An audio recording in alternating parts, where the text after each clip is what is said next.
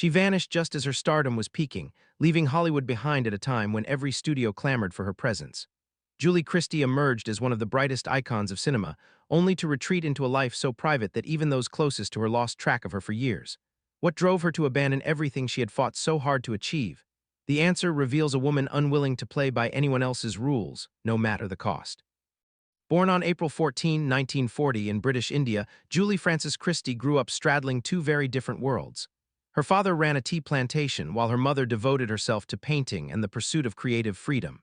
When her parents' marriage fell apart, young Julie was sent to boarding school in England, learning early that closeness could bring pain. She immersed herself in books and acting, discovering that stepping into someone else's shoes often felt safer than being herself. That protective instinct would shape both her greatest achievements and her deepest personal struggles.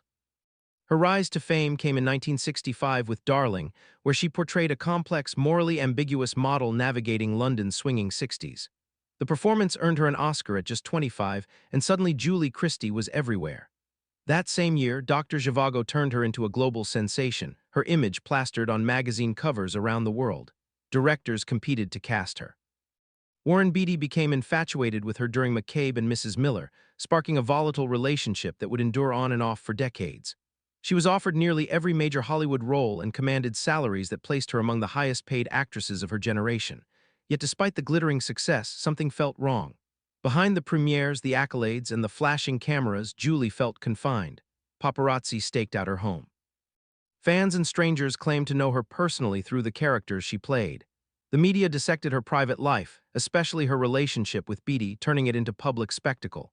Watching other actors fall victim to fame's pressures, Julie foresaw a future she didn't want, and in the mid-1970s she made a decision that stunned everyone. She began saying no.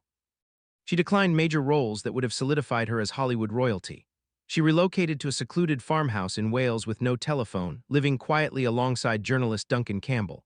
When filmmakers sought her out, she chose projects based on artistic interest rather than prestige or profit. Hollywood labeled her difficult, ungrateful, even unstable. How could someone turn her back on such extraordinary success? Julie didn't care. She had discovered something far more precious than fame: freedom.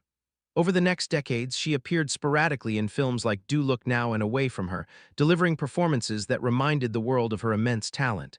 Yet she rarely gave interviews, avoided premieres, and kept her personal life almost entirely hidden.